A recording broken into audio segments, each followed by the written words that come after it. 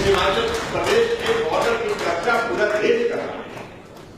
ये संपूर्ण भाई और बहनों तब होगा, तब हम और छाती चौड़ी करके बोलने की परिस्थिति में होंगे, मस्तक उठा करके बोलने की परिस्थिति में होंगे कि हिमाचल मॉडल जो है संगठन के माध्यम से सरकार बनाने में भी और सरकार बनाने के बाद फिर सरकार को सत्ता में लाने में भी सफल हुआ है, कामयाब हुआ है। और आपका टीआरपी ऐसे बढ़ेगा,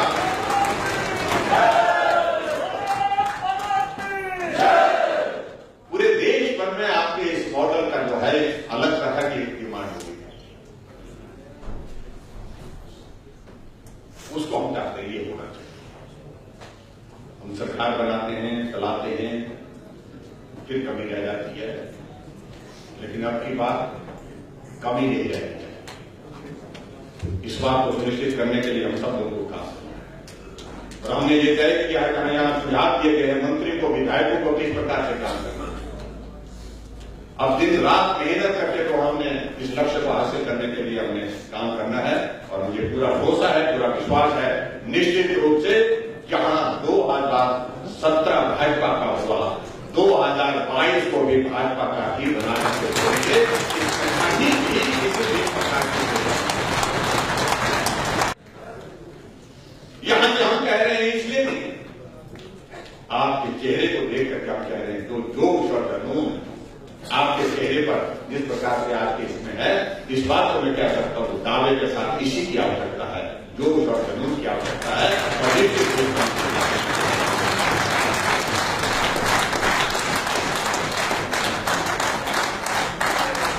अब हमारे पास ऐसी चीज है कहने की में रहेगी। हमारा पड़ोस का राज्य हम उदाहरण देते हैं। अभी संजय टंडन जी के फोन मोबाइल पर फोन आया मनोहरलाल जी का, हमारे पड़ोसी राज्य हरियाणा के मुख्यमंत्री। बातों का जिक्र अच्छी बातों का होना चाहिए, लेकिन ये सच्चाई नहीं है कि हरियाणा में एक परिस्थिति ऐसी थी कि जहां भी जितने भी हम कैंडिडेट खड़ा करते थे विधानसभा के चुनाव में, उसमें से अधिकांश लोगों की जमानत न होती। दूर का उदाहरण दे रहा हूं, निश्चित रूप से यही हरियाणा का देना। उस प्रदेश में जहां पार्टी के अधिकांश कैंडिडेट की जमानत जब्त होती थी, वहां आदरणीय मोदी जी के, कृष्ण से अमित शाह जी के, जगत प्रकाश नड्डा जी के सबके सहयोग से और मनोहरलाल जी के नेतृत्व में दूसरी बार भाजपा की सरकार आती है। और ये हिमाचल और हिमाचल प्रदेश में एक नहीं है, एक बार भारतीय जनता पार्टी की सरकार यहां पर बदली है। इसलिए कोई भी इसमें जो है बहाना नहीं, सरकार के पास सिर्फ सरकार ही चाहिए, भाजपा की है, भाजपा की ही चाहिए, इसमें कोई बुराई नहीं है। इसके लिए हम सब लोगों को काम करना है। मुझे पूरा भरोसा है, पूरा विश्वास है, निश्चित रूप से हम इसमें सफल होंगे। और मैं आप सबको शुभकामनाएं देता हूं, मैं आप सबको शुभकामनाएं देता हूं। निश्चित रूप से हम भी आपके साथ और निश्चित रूप से इसमें हम सफल होंगे। आदरणीय मोदी जी के नेतृत्व में केंद्र में बहुत बेहतरीन सरकार चल रही है, ऐतिहासिक योजनाओं के साथ भारत लगातार आगे बढ़ते हुए काम कर रहा है। और बात कर जो कि उनके मंत्रिमंडल में है आदरणीय जगत प्रकाश नड्डा जी, हिमाचल के हमारे पार्टी के राष्ट्रीय अध्यक्ष हैं, और हिमाचल प्रदेश में भारतीय जनता पार्टी की सरकार आप सबके सहयोग और समर्थन से चल रही है। कोई वजह नहीं कि हमारा रास्ता कोई रोक सके, यही मुझे आप सबके बीच में करना है। अपनी बात को नहीं बहुत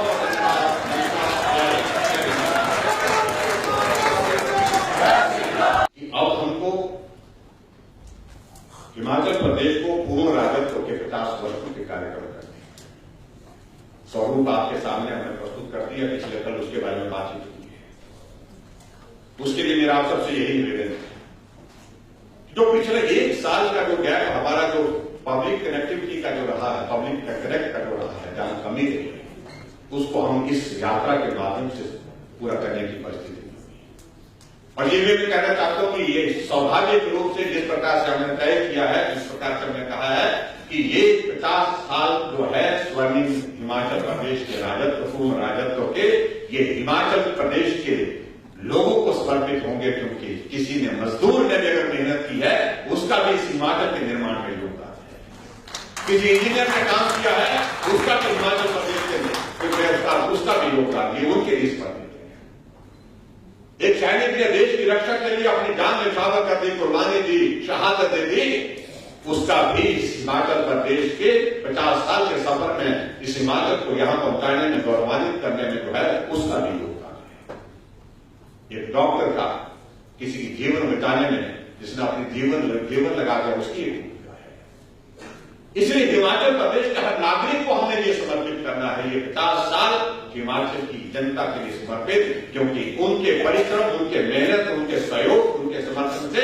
हम हिमाचल प्रदेश को 50 सालों के सफर में एक मुकाम तक यहां तक पहुंचा पाए। और उसके साथ आगे बढ़कर के हमको काम करने की जो जरूरत है वो ये है कि आने वाले समय में हिमाचल की परिकल्पना हमारी 50 वर्षों की क्या है, वो भी एक डॉक्यूमेंट बना करके एक डॉक्यूमेंटेशन हम करेंगे। 51 जो हमारे कार्यक्रम जो हमने हिमाचल प्रदेश में हमने तय की है, उसकी बहुत जल्दी धीरे धीरे हम उसके जो स्वरूप और उसके कार्यक्रम के तारीखें निर्धारित करके सूचित कर लेंगे। लेकिन मेरा आप सबसे इस बात में निवेदन है, सरकार का कार्यक्रम है लेकिन संगठन का पूरा सहयोग चाहिए,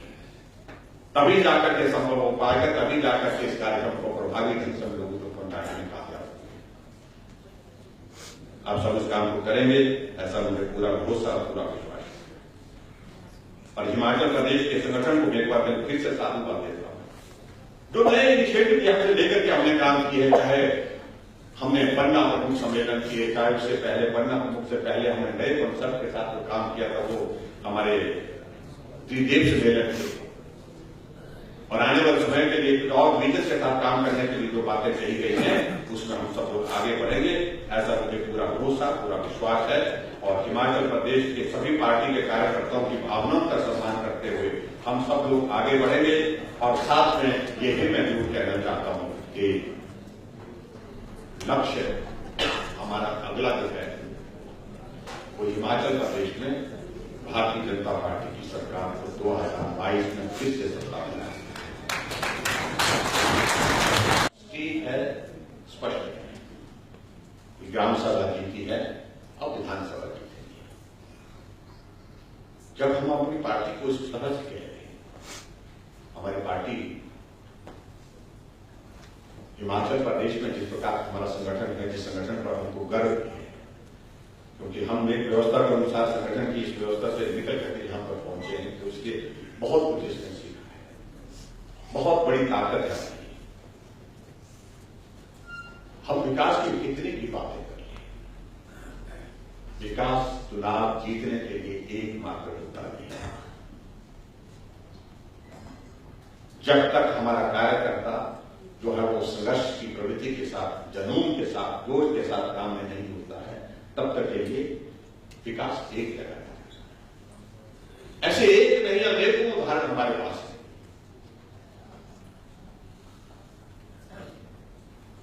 सरकारें पीछे भी बनी, आदरणीय शांति कुमार जी, आदरणीय धूमल जी ने उस वक्त भी विकास में कोई कमी थोड़ी किया, नहीं छोड़ी। कमी कहां रह गई? हम जिस प्रकार से, जिस जोश और जुनून के साथ उस काम में लगना चाहिए थे, उसका उसने शायद कर दिया है। और इस कारण से पिछले लंबे समय से ये इस प्रकार की परिस्थिति बनी है कि सरकार बनती है लेकिन रिपीट नहीं, सरकार के बाद फिर सरकार भाजपा की हो। ये हमारे पार्टी के कार्यकर्ताओं में सिर्फ एकमात्र टीस रह गई है, इसको दूर करके छोड़ना है। और मैं क्या करता हूं, इसको पूरा काम कितने होंगे वो एक करना, लेकिन सरकार फिर से हिमाचल प्रदेश में भारतीय जनता पार्टी की बनी है। सरकार हिमाचल प्रदेश में फिर से भारतीय जनता पार्टी की बननी है, ये हमारे सामने लक्ष्य है। ये संदेश हमारे इस आज की कार्यसमिति की बैठक से बड़ा साफ और स्पष्ट है। ग्राम सभा से विधानसभा, इतनी सारी योजनाएं, जिन योजनाओं के माध्यम से हम हिमाचल प्रदेश की जनता की सेवा करें, चाहे वो पेंशन की बात करें हम,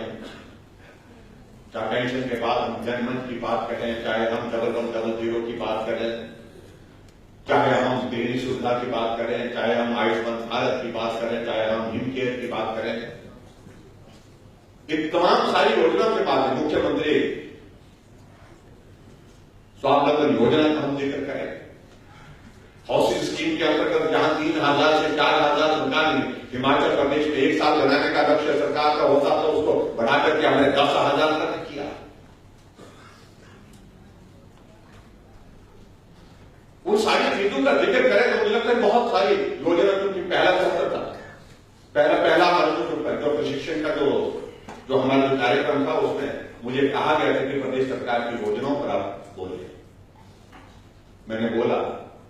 मैं बाबू जी को उस वक्त कह भी रहा था कि मैंने कहा कि मुझसे आप ये काम करवाते हैं तो क्या मुझे करना ही है, जिम्मेवारी है, लेकिन वो स्थिति ऐसी बन जाती है, वो लड्डू वाली बात हो जाती है। क्यों हम उन्हीं बातों का जिक्र करेंगे स्वाभाविक रूप से बार बार, तो मुझे अगर सरकार की जिक्र करना है तो मुझे इस बात को कहना पड़ेगा कि हिमाचल प्रदेश में हमने जनमंच की शुरुआत की। जब मुझे जिक्र करना है तो स्वाभाविक रूप से हम जिक्र करेंगे कि हिमाचल प्रदेश में हमने मुख्यमंत्री स्वावलंबन योजना की शुरुआत की। 50 योजना हिमाचल प्रदेश में, 50 योजनाएं हिमाचल प्रदेश में हमने इस 3 साल के कार्यकाल में नई शुरू की है, नए इनोवेटिव आइडिया प्रचार की है, नए इनिशिएटिव। और उसमें सबसे बड़ी बात हमने फोकस उस सेक्टर को किया है जो सबसे ज्यादा है, और सबसे ज्यादा के साथ साथ में सबसे ज्यादा पीड़ित, सबसे ज्यादा पीछे है। अंत्योदय के उस कॉन्सेप्ट को आगे बढ़ाते हुए हमने प्रयत्न किया है। अफ्रीका जनमंच की शुरुआत करने का क्या औचित्य था? औचित्य ये था कि एक गरीब आदमी गांव से आता है, शहर के तत्व के चक्कर काटता है, 4 बार चक्कर काटने के बाद भी उसका काम नहीं होता है। मैंने कहा जाइए जनमंच हम शुरू करते हैं, अब जाइए जनमंच में बैठिए और जनमंच में आपका नकल प्रतिमा, आपका मेडिकल सर्टिफिकेट, आपका राशन कार्ड, आपका बिजली का कनेक्शन, पानी का कनेक्शन, जहां पर भी आप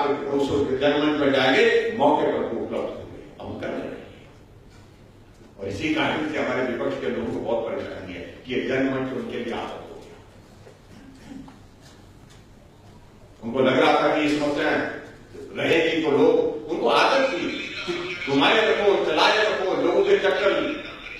कटवाते रहो, वही एक परंपरा थी। हमने कहा नहीं, ये बंद होना चाहिए। और इससे बढ़कर एक दूसरा कदम लिया, 1100 मुख्यमंत्री हेल्पलाइन स्कीम हेल्पलाइन की शुरुआत हिमाचल प्रदेश में हमने की, इसलिए की कि घर बैठे भी समस्या का समाधान हो सकता है। और मुझे इस बात की प्रसन्नता है कि हिमाचल प्रदेश में जनमंच के माध्यम से हमने 50,000 से ज्यादा समस्याओं में से जो है वो लगभग 90% समस्या को डिमांड अलग, मांगे अलग होती है, स्कूल मांगते हैं, कॉलेज मांगते हैं, हॉस्पिटल मांगते हैं, वो डिमांड की शेप हम 93,000 के टारगेट को पूरा जो फर्स्ट फेज है। ये हमारे लिए बहुत बड़ी सौभाग्य की बात है कि आदरणीय प्रधानमंत्री जी ने ऐसे संकट में भी बहुत महत्वपूर्ण निर्णय इस प्रकार से किए। और उसके बाद दूसरा पक्ष का अगर हम देखें इस बात को देखें कि वहां पर हमारे केंद्र के बजट में इस वैक्सीन के लिए प्रावधान किए 35,000 करोड़ रुपए का प्रावधान और आवश्यकता पड़ेगी और देगी। मैं केंद्र के इस बजट का अभिनंदन करता हूं और जहां आदरणीय प्रधानमंत्री जी को, केंद्रीय वित्त मंत्री जी को भी बधाई देता हूं, वहां मैं अनुराग ठाकुर जी को भी मैं बहुत बहुत बधाई देता हूं कि इस केंद्र के बजट से स्वाभाविक रूप से हिमाचल प्रदेश को जो है वो उत्साह मिले।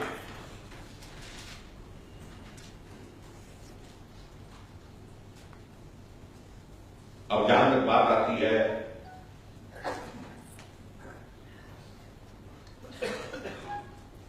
हिमाचल प्रदेश,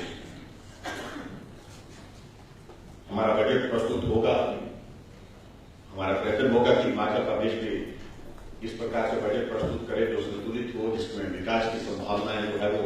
जिस प्रकार से हमने कोविड के संकट के दौरान भी जो है वो जीवित रखी, आगे बढ़ाई, उस तरह से आगे बढ़ाने का प्रयत्न होगा।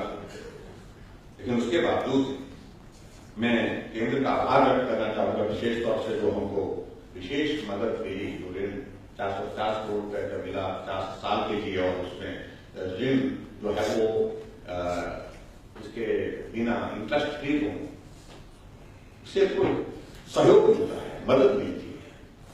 और मैं फाइनेंस कमीशन का भी आभार व्यक्त करना चाहूंगा कि फाइनेंस कमीशन ने हिमाचल प्रदेश के जो स्टेट स्पेसिफिक प्रोजेक्ट थे हमारे, उसके लिए अपनी ओर से तो हमने प्रस्तुतिकरण उनके समक्ष रखा, प्रभावी ढंग से अपनी बात कही, उन्होंने उस बात को माना कि हिमाचल प्रदेश में कनेक्टिविटी का इशू है और इसका समाधान होने के दुनिया की बेस्ट डेस्टिनेशन हिमाचल प्रदेश पर्यटन की दृष्टि से हो सकती है। उसके लिए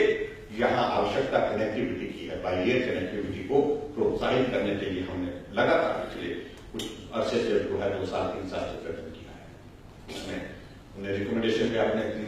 जो 3 चीजें जो डाली है स्टेट स्पेसिफिक प्रोजेक्ट में, उसमें मंडी का ग्रीनफील्ड एयरपोर्ट के लिए 1000 करोड़ रुपए की रिकमेंडेशन की है। कांगड़ा का एयरपोर्ट हमारा बड़ा हो और बड़ा होकर के लिए यहाँ पर बड़ा जहाज उतर सके ताकि पर्यटक जो है वो दुनिया भर से और लोगों को आने जाने की सुविधा हो। 400 करोड़ रुपए का इसके लिए जो है उन्हें जो है वो रिकमेंड किया है। और उसके साथ साथ में हमारी ज्वाला जी मंदिर के लिए जो इसी जिले के अंतर्गत आता तो 20 करोड़ रुपए उसके लिए। और मेरा अनुराग ठाकुर जी से बात मुझे निवेदन है, क्योंकि अभी वो रिकमेंडेशन है, अभी तक वो रुकी हुई है। आने वाले समय में with the passage of time मैं उम्मीद करता हूं कि उनको आगे बढ़ा करके हम जो है तो स्टेट के लिए जो फाइनेंस कमीशन की जो रिकमेंडेशन है उनको हम पूरा करें मिलकर के। हम भी पक्ष रखेंगे, अपनी बात रखेंगे और आप भी, क्योंकि आपके पास ये महत्व है, स्वाभाविक रूप से उसमें हम सफल होंगे ताकि हिमाचल प्रदेश विकास की राह पर आगे बढ़े। मुझे इस बात भी लेकर के जहां पर रेलवे के का जिक्र करते हुए अनुराग जी ने बात कही है, जो रेलवे के माध्यम से जो हमारे हिमाचल प्रदेश को अपनी बात को बजट प्रावधान करने के लिए जो हमारी हमको सहयोग मिला है, उसके लिए मैं आदरणीय श्री पीयूष गोयल जी का भी धन्यवाद करता हूं और खासतौर से अनुराग जी का भी धन्यवाद करता हूं कि हिमाचल प्रदेश में रेलवे को लेकर के बातें हम बहुत करते रहे, पहले सभी दल करते रहे हैं, लेकिन उसके बावजूद अब की बात उसमें एक साइजेबल अमाउंट जो है उसमें रिफ्लेक्ट हुआ है और उस अमाउंट के तहत हमको उम्मीद लग रही कि हिमाचल प्रदेश में स्वाभाविक रूप से रेलवे का काम भी आगे बढ़ेगा। मित्रों, बहुत सारी बातें हैं। अब जहां तक बात आती है हमारे आज के इस कार्यसमिति की इस बैठक में एक नारा हमने दिया है, ग्राम सभा से विधानसभा, और मुझे लगता है कि इसके बाद कुछ समझाने की आवश्यकता नहीं है। एक ही लाइन में, एक ही वाक्य में संदेश संपूर्ण और चीजों को लेकर के हमारा नेतृत्व क्या सोच रहा है, हमारा नेतृत्व क्या बोल रहा है, हमारा नेतृत्व क्या करना चाह रहा है, ये हम सब कार्यकर्ताओं की जिज्ञासा होनी चाहिए। और इस जिज्ञासा के साथ जो है मन की बात को हमको पूरा सुनना चाहिए, हर बात सुनना चाहिए, बाकी लोगों को भी प्रेरित करना चाहिए ताकि सब तक इस बात का संदेश पहुंच सके। हमारे विपक्ष के लोग भी चोरी छुपे सुनते बोलते हैं, बहुत सारे हमारे मित्र ऐसे बोलते यहाँ पर मानना पड़ेगा। हमने कहा क्या बात कि मोदी जी का तरीका जिस प्रकार से विषय की प्रेजेंटेशन का है, हम अपने घर में अगर नहीं भी लगाना चाहें मन की बात को, तो हमारे परिवार के लोग जो है चुपके से जो है वो मन की बात को सुनने के लिए कहीं ना कहीं से रास्ता ढूंढते हैं, टेलीविजन कमरे के अंदर ऑन कर देते हैं, जबकि मन की बात सुनने के लिए कोई मोबाइल पर सुनता है। असर है, इंपैक्ट है, नीचे तक है। अपने दल में होना ही चाहिए, अपने विचार परिवार में होना ही चाहिए, लेकिन इसका असर जो विरोध करने वाले हैं वो भी मन की बात को जो है सुनते हैं, भले ही उसके खिलाफ होने के बाद में उसके बारे में कुछ ज्यादा अच्छा नहीं बात बोलेंगे, लेकिन उसको सुनने के लिए विवश हुए कि मोदी जी मन की बात को क्या कह रहे हैं। यह हमारे लिए बहुत बड़ी खुशी की बात है। और टंडन जी यहां पर बात कर रहे थे टेक्नोलॉजी के साथ साथ में आदरणीय मोदी जी का उस सारे विषय को जहां जिसका जिक्र यहां पर किया गया कि हमको सोशल मीडिया में एक्टिव होना चाहिए। देखिए, मैं एक बात माफ कर रहा हूं, इस कोविड के इस दौरान आपने इंपैक्ट देखा, रीच देखी होगी सोशल मीडिया की कितनी ज्यादा है, कहां से कहां, और वही एक माध्यम से वही एक जरिया था हम सब लोग के आपस में जो है अपनी बातों को शेयर करने। और जो पार्टी भारतीय जनता पार्टी देश की सबसे दुनिया की सबसे बड़ी पार्टी है, वो अपने आप को टेक्नोलॉजी से अलग नहीं कर सकती है। इसलिए सोशल मीडिया पर ज्यादा फोकस करने की आवश्यकता है। हम इस बात को देखते हैं, हम सुनते हैं, करते हैं, लेकिन उसके बाद आगे उसको किस प्रकार से हमें एग्जीक्यूट करना है, इंप्लीमेंट करना है, इसके लिए विशेष ध्यान देने की जो जरूरत है, मैं भी इस बात से सहमत हूं, ये करना ही होगा। पिछले में प्रधानमंत्री जी ने सभी मुख्यमंत्री से बात की और आंकड़ा जो आंकड़े आप बोल रहे थे तो उन्होंने सबको सुना कि आप यहां तक हैं, इससे कुछ नहीं होगा, उसको बढ़ाइए, आदमी लगाइए। मंत्री को कहिए कि आपको सारी सुविधाएं हैं, विधायकों को कहिए सारी सुविधाएं हैं, व्यक्ति आपके साथ दिए गए हैं, सरकार की ओर से दिए गए हैं, उनको कहें कि उपयोग करें, करना चाहिए, क्यों नहीं करना चाहिए। हमारी केंद्र सरकार के कैबिनेट के निर्णय, महत्वपूर्ण निर्णय, प्रधानमंत्री की स्पीच, प्रधानमंत्री के इनिशिएटिव, यहां प्रदेश सरकार के इनिशिएटिव, अगर हमारा विधायक और मंत्री वही आगे जाकर के उसको नहीं करेगा, बोलना एक विषय है,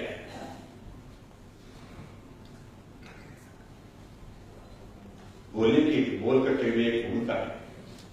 लेकिन आज की तारीख में उससे ज्यादा महत्वपूर्ण भूमिका हो गई, बिना बोले भी अपना संदेश कहां तक पहुंचाया जा सकता है, जिसके बारे में संजय टंडन जी ने आपके सामने, ये बहुत जरूरी है, बहुत ही आवश्यक है, संभव ही नहीं इसके बिना। तो इसलिए मुझे लगता है कि पार्टी के अंदर बहुत सारी चीजें, हमने हिमाचल प्रदेश में नया इनिशिएटिव लिया, ई विस्तार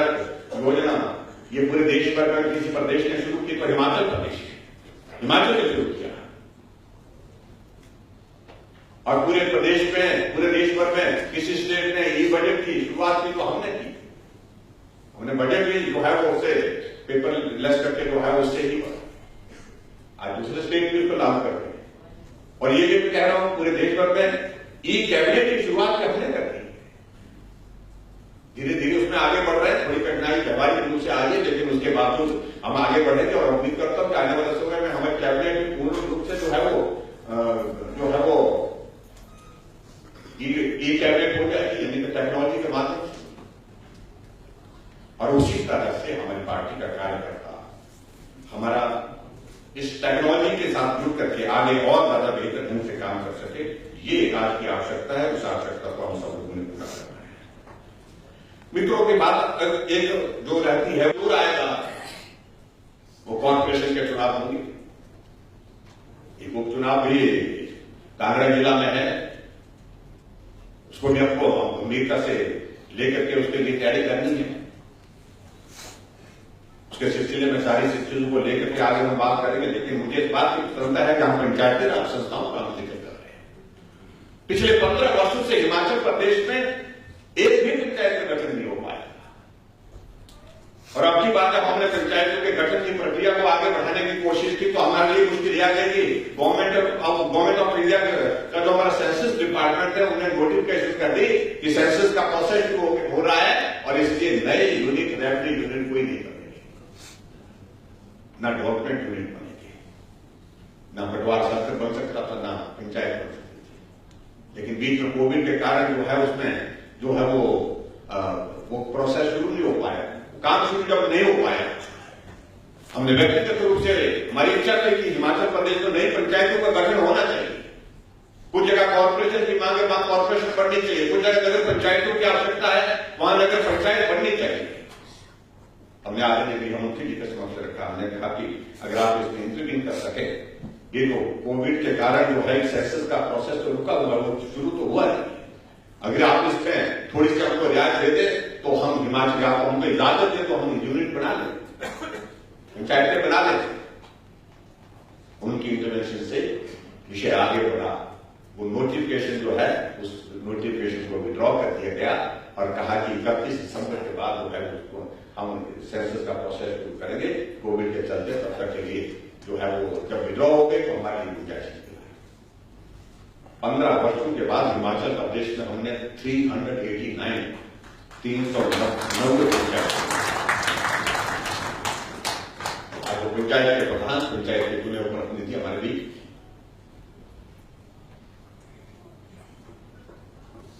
कांग्रेस लंबे समय तक सत्ता में रही, लेकिन उसके बावजूद कॉर्पोरेशन एक शिमला की दूसरी कॉर्पोरेशन धर्मशाला, सिर्फ 2 कॉर्पोरेशन।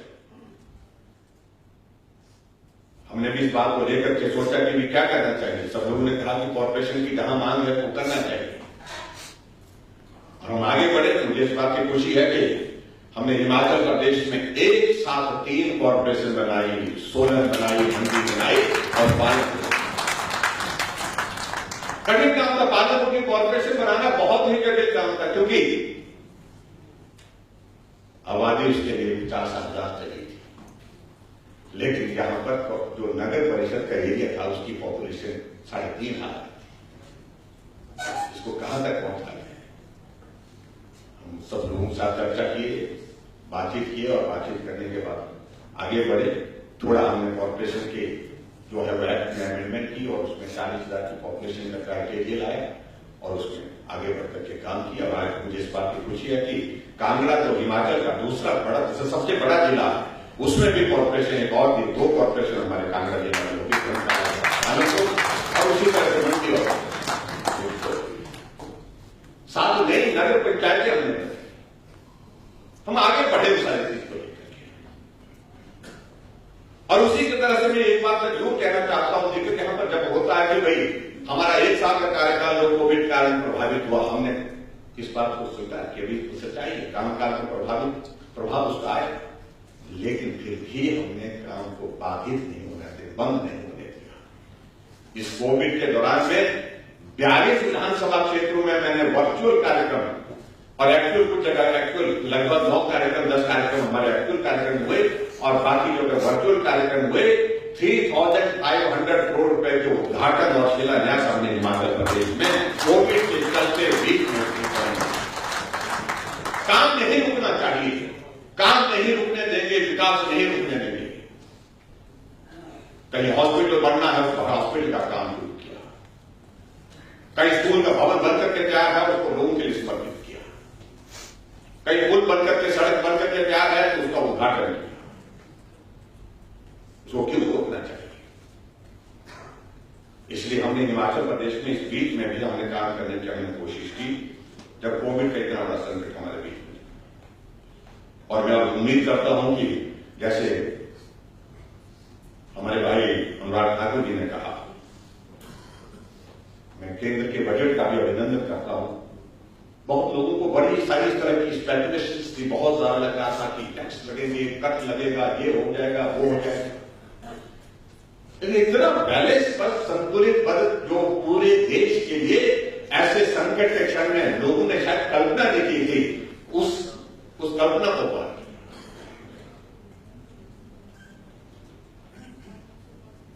जैसे बजट का प्रस्तुतिकरण हुआ और उसके प्रस्तुतिकरण के बाद आपने देखा कि सबसे पहला रुझान कहां से मिलता, वो शेयर मार्केट से शेयर बाजार से मिलता। सूचकांक कहां से कहां पहुंच गया, कितना बड़ा उछाल आया एकदम। और उसमें जिस प्रकार से फोकस किया, जिस चीज की आवश्यकता आज की तारीख में थी उस पर फोकस किया गया, क्योंकि इस वायरस के कारण जो हेल्थ सेक्टर की एक प्रायोरिटी होनी चाहिए था वो रिफ्लेक्ट हुई। 137% की इंक्रीज एक सेक्टर में, हेल्थ के सेक्टर में उसमें लगी। और इसके इलाज के लिए वैक्सीन उपलब्ध, भारत की निर्मित वैक्सीन, ये भी छोटा विषय है। आत्मनिर्भर भारत का, जहां आदरणीय प्रधानमंत्री जी ने कहा कि पीपीई भी यहीं पर बनेगी, मास्क भी यहीं पर बनेगा, सैनिटाइजर भी यहां पर बनेगा, वेंटिलेटर भी यहीं पर भारत में बनेगा, और उसके साथ साथ में इस वायरस को खत्म करने के लिए, जड़मूल से खत्म करने के लिए वैक्सीन भी यहीं पर बनेगी। और बना करके 2 कंपनी के माध्यम से देखा है भारत आज भारत जो है दुनिया का सबसे बड़ा वैक्सीन का